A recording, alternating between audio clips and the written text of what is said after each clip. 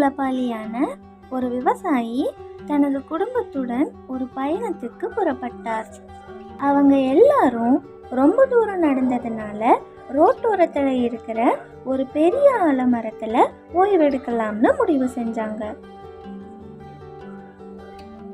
ஓய்வெடுக்கும் போது எப்பவுமே சுறுசுறுப்பா பிஸியா இருக்கும் விவசாயினால அமைதியா உட்கார முடியல. அதனால அவர் எல்லாருக்கும் ஒவ்வொரு வேலை செய்ய சொன்னாரு.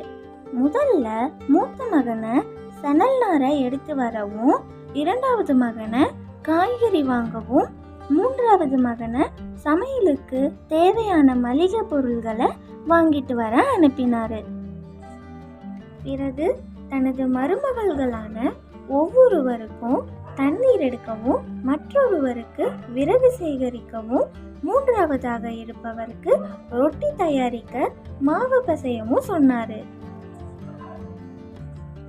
எல்லோரும் அவர் சொன்னபடியே செஞ்சாங்க.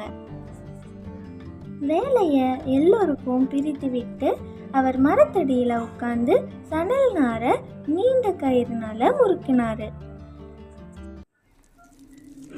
அந்த மரத்துல இருந்த பேய் விவசாயி என்ன பண்றாருன்னு பார்த்துக்கிட்டே இருந்தது.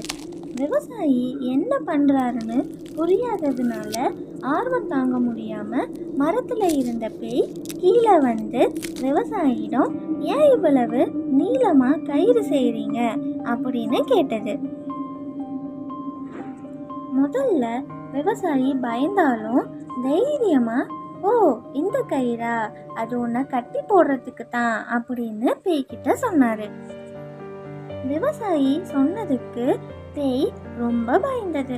என்னை விட்டுடுங்கன்னு காலில் விழுந்து கேட்டது.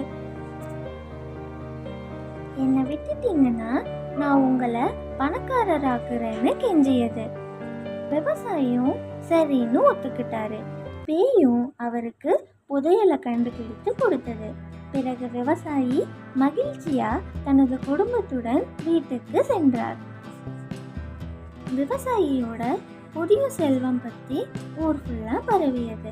விவசாயியின் பக்கத்து வீட்டுக்காரர் பொறாமை கொண்டவர். அவர் காதுக்கும் தெரிய வந்தது. பக்கத்து வீட்டுக்காரரும் தனக்கும் அந்த புதையல் கிடைக்கும்னு நம்பிக்கையில தனது குடும்பத்துடன் ஆலமரத்துக்கு சென்றார். ஆனா பக்கத்து வீட்டுக்காரங்க ரொம்ப சோம்பேறியாக இருந்தாங்க. அவர் எந்த வேலை சொன்னாலும் செய்யாம இருந்தாங்க. அதனால கோபம் வந்து அவரே எல்லா வேலையும் செஞ்சு கயிறையும் திரித்தார். அப்ப பேயும் அவர் எதிர்பார்த்தபடியே மரத்துல இருந்து கீழே வந்தது. பேய் எதுக்கு கயிறு திரிக்கிறீங்கன்னு கேட்டது. பக்கத்து வீட்டுக்காரர் உன்னை கட்டி போடதான்னு சொன்னாரு. இதை கேட்டதும் பேய் பயங்கரமா சிரித்தது. நான் ஏன் உனக்கு பயப்படணும்? உன்னோட சொந்த குடும்பமே உங்களோட பேச்ச கேட்கல, நான் எப்படி கேட்பேன் அப்படின்னு சொன்னது. இப்படி சொல்லிட்டு பேய் மரத்துல போய் மறைஞ்சது.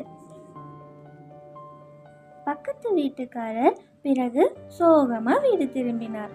முதல்ல தனது குடும்பத்தை சரி செய்ய வேண்டும்னு, தனது வீட்டுல ஒழுக்கத்தை கொண்டு வரணும்னு முடிவு செஞ்சாரு. இந்த கதையிலிருந்து நம்ம என்ன கற்றுக்கிட்டோம்னா, வெளிப்புற செல்வத்தை தேடுவதற்கு முன்னாடி ஒருவரின் சொந்த வீட்டுக்குள்ள ஒழுங்கையும் ஒற்றுமையும் கொண்டு வருவது அவசியம். ஓகே குட்டீஸ், உங்களுக்கு இந்த கதை பிடிச்சிருந்தா லைக் பண்ணுங்க, ஷேர் பண்ணுங்க, மறக்காம சப்ஸ்கிரைப் பண்ணிக்கோங்க.